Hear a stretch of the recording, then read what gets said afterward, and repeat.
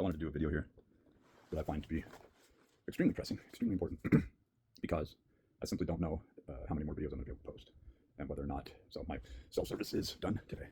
And, you know, looking for some sort of capricious handout or just simply getting the basics in life, having to sell things off or work, slave away and be underpaid, have to give premium products away for pennies on the dollar to people who are just capitalistically taking advantage of the next person. I mean, that is America. That is the lineage. And so I wanted to do a pressing video on what I see, how I should have listened to myself and followed my own internal knowing, my own internal clock, my own internal gnosis, if you will. And yeah, I'm not going to stop this video just simply because the thoughts that I've had just aren't coming out the way that I want to, or flowing out, or that I look really bloated and gruff, or whatever the reason might be. The information is extremely important. And maybe we'll have to get another cup of coffee while we talk about this, right? So if you go on just about any channel these days, what you're going to find is that something is coming, right? You'll see that something is coming and something big is changing, and there's going to be a big event that occurs. But what most people in the paracosm of their own thoughts don't take into consideration is the fact that the biggest event that you'll go through as far as this body and this existence is death. And that, in retrospect, what people are describing is, this is a very sensitive subject, and I don't want to get flagged off YouTube for saying these things. So I'm going to use terminology, whether you respect it or don't respect it or not, that navigates around this. So instead, using the S word or murking oneself, I think you understand what I'm getting at. And it's important to understand that self-hatred in the act, and you're going to see a huge, would insurgence be the proper word, a huge increase in the number of people doing this, right? So don't hate yourself.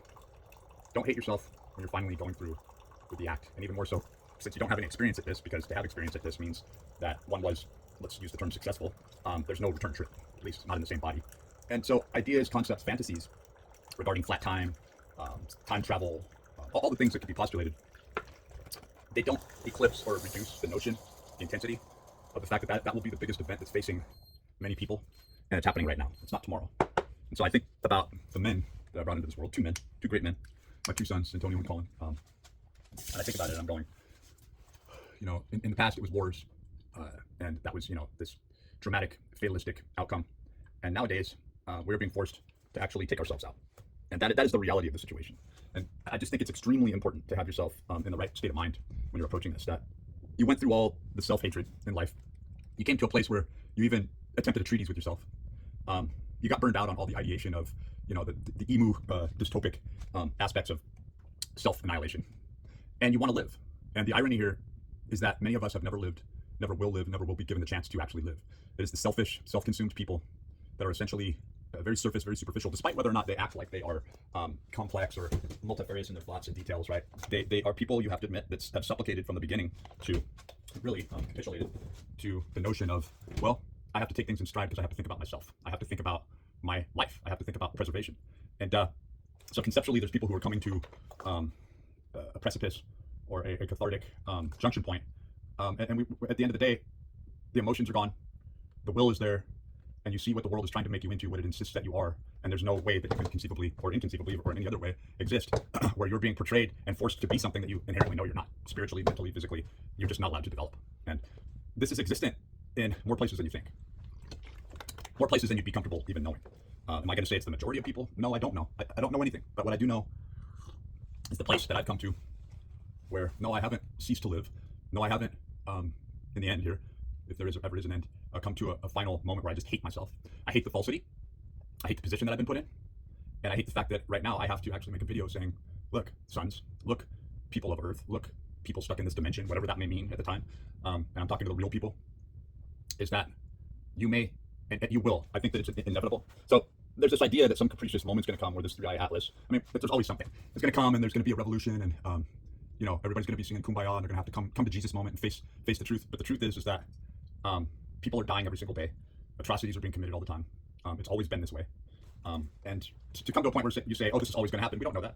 We don't even know how real this is. We don't know if we're not stuck in some little tiny petri dish and we think that we're experiencing something like space because we just can't see it. There's a completely different aspect to the light spectrum that just eclipses our ability to actually see the massiveness, the extent of reality of the situation, right? I'm not talking about a cargo cult, but maybe there's a little bit of that involved. But the truth, and I've been right more often than I feel comfortable saying, and the inevitable has come to a head where, and you will, just like I am, and I think the vast majority of real people, going through real scenarios, real situations, but really searching, right? Really going to the ends of themselves. Well, or trying to find the ends of themselves, trying to find the edge of reality and existence, right? Or whether or not that is just notional, right? Or technical. So, murking oneself is the inevitable. How are we going to do that without hating ourselves? How are we going to do that while still maintaining that we want to live, we demand to live, but that the moment has come, right? And maybe um, this is a situation, a culmination, an inevitable truth that so-called, anthropological humanity always faces. Who knows? We're not given enough information. All the information is clouded. There's so many games. It's so obscure. People working against each other. We working against ourselves. But the moment that everyone's talking about, where they're kind of looking at 3i Atlas, or they're looking at Oumuamua, or they're looking at some prophecy, or this or that or this, and it's like that prophecy, that moment in your life, is the frailty and the fragility of that heart beating in your chest, of those rate propagating signals traveling through your nervous system, those 9 layers of the human body, that this life in a corporeal sense, a temporal sense, is going to come to a close, and nobody's going to give you a unique or special pill. Maybe tomorrow they will. Maybe that's where this is all going. Is the fact that we have to come to a place where we decide on our own, when we go, how we go, and that people are actually in mass being passed out pills, end of life pills.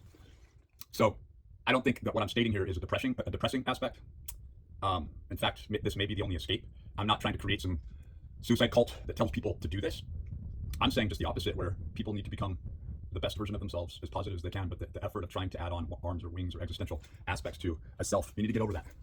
You are who you are, and who you are doesn't need any additives or superlatives. It doesn't need any augmentation. And when you know that you're experiencing something that is completely foreign to you, but it poses and postures itself as you, well, that's really what this is all about, what we're stuck to, what's clinging to us. And what I'm saying is the antithetical to a depressing end of life scenario, where I'm saying that the moment may soon come. In fact, I think that it most inevitably will, that we're going to have to make that decision. And it's either become consumed by something and lose yourself entirely, or love yourself, love the purity, believe in the existence that things should be better, and that you've reached the point of critical mass where this carbon-based existence is so false that it needs to be rejected. And the only way to really truly reject it, and not in a defiant way that is negative on any level, we're talking about a point in time, a junction point that is based around complete and total positivity. And I know this sounds very abstract right now, but I think this is going to age well if it doesn't just get pulled off altogether.